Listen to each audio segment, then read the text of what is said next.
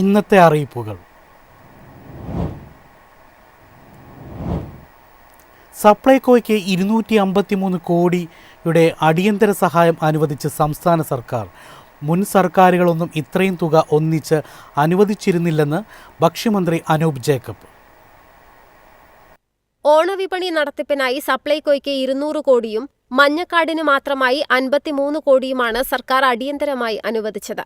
Market intervention സ്കീമിൽ നിന്ന് തുക അനുവദിക്കണമെന്ന് ഭക്ഷ്യ സിവിൽ സപ്ലൈസ് വകുപ്പ് മന്ത്രി അനൂപ് ജേക്കബ് അഭ്യർത്ഥിച്ചിരുന്നു. മുൻ സർക്കാരുകളൊന്നും ഇത്രയും തുക ഒന്നിച്ച് അനുവദിച്ചിരുന്നില്ലെന്ന് മന്ത്രി അനൂപ് ജേക്കബ് പറഞ്ഞു.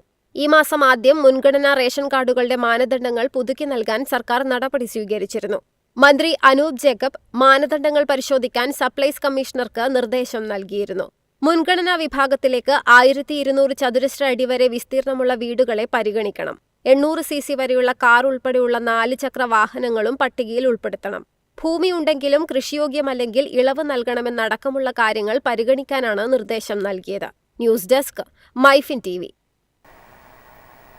സപ്ലൈകോയ്ക്ക് വേണ്ടി 2026-27 സീസണിൽ കർഷകരിൽ നിന്ന് നെല്ല് സംഭരിച്ച് സംസ്കരിച്ച് അരിയാക്കുവാൻ താൽപ്പര്യമുള്ള സംസ്ഥാനത്തെ മില്ലുടമകളിൽ നിന്നും താൽപ്പര്യപത്രം ക്ഷണിക്കുന്നു.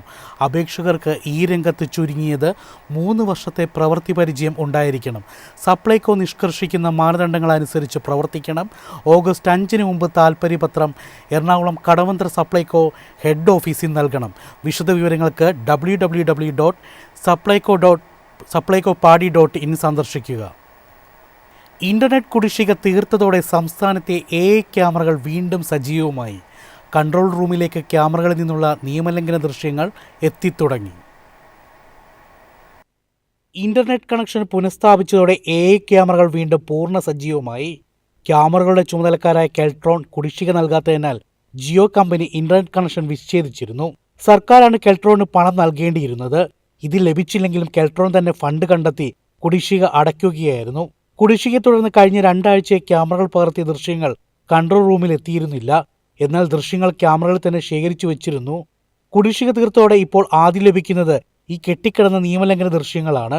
കൊച്ചിയിൽ സ്ഥാപിച്ച 63 ക്യാമറകളിൽ 11 എണ്ണം തകരാറായതിനാൽ നിലവിൽ 52 ക്യാമറകളാണ് പ്രവർത്തിക്കുന്നത്. 2 ആഴ്ചക്കിടെ 20,000-ഓളം നിയമലംഘനങ്ങൾ ക്യാമറകൾ രേഖപ്പെടുത്തിയെന്നാണ് കണക്ക് വ്യക്തമാക്കുന്നത്. പ്രതിമാസ ശരാശരി 35,000 മുതൽ 40,000 വരെ നിയമലംഘന ദൃശ്യങ്ങൾ ലഭിക്കുന്നുണ്ട്. AI ക്യാമറകൾ വഴി ഇതുവരെ 80.5 കോടി രൂപയുടെ പിഴ ചുമത്തിയതിൽ ഏകദേശം 30 കോടി രൂപ പിരിച്ചെടുത്തിട്ടുമുണ്ട്. News desk, MyFin TV. KIIFB അഴിച്ചുപണിക്ക് സംസ്ഥാന സർക്കാർ. കിഫ്ബിയെക്കുറിച്ച് പഠിക്കാൻ വിദഗ്ധ സമിതിയെ നിയോഗിച്ചു. 3 മാസത്തിനകം റിപ്പോർട്ട് സമർപ്പിക്കണം. സംസ്ഥാന വികസനത്തിന് കുറ്റമറ്റ സംവിധാനവുമായി കിഫ്ബിയെ മാറ്റണമെന്നാണ് സർക്കാരിന്റെ നിർദ്ദേശം. റിട്ടയേർഡ് IAS ഉദ്യോഗസ്ഥ സുധാ പിള്ളയെ വിദഗ്ധ സമിതിയുടെ ചെയർപേഴ്സണായി തെരഞ്ഞെടുത്തു. സമിതിയിൽ 5 അംഗങ്ങളാണുള്ളത്. കിഫ്ബി പുനഃസംഘടനയ്ക്കുള്ള സമഗ്ര നിർദ്ദേശവും സമിതി സമർപ്പിക്കണം. 3 മാസത്തിനകം റിപ്പോർട്ട് സമർപ്പിക്കണമെന്നാണ് നിർദ്ദേശം. കിഫ്ബിയുടെ ആദ്യകാല ലക്ഷ്യങ്ങളും ചുമതലകളും പ്രവർത്തനങ്ങളിൽ വരുത്തിയ മാറ്റങ്ങളും പ്രത്യാഘാതങ്ങളും സമിതി പരിശോധിക്കും. വിവിധ ഘട്ടങ്ങളിൽ എടുത്ത കടം സുസ്ഥിരമായ പ്രൊജക്ടുകൾക്ക് വേണ്ടിയായിരുന്നു എന്നും മസാല ബോണ്ടുകൾ വഴിയും മറ്റു മാർഗങ്ങളിലൂടെയും നടത്തിയ കടമെടുപ്പുകളുടെ ചെലവുകളും പരിശോധനാ പരിധിയിൽ വരും. നിയമപരമായ കൃത്യത ഉറപ്പാക്കുന്നതിനൊപ്പം വിവിധ ജില്ലകൾക്കും മേഖലകൾക്കും മുൻഗണനാടിസ്ഥാനത്തിൽ തുല്യമായ രീതിയിലാണോ ഫണ്ട് അനുവദിച്ചതെന്നും സമിതി പരിശോധിക്കും.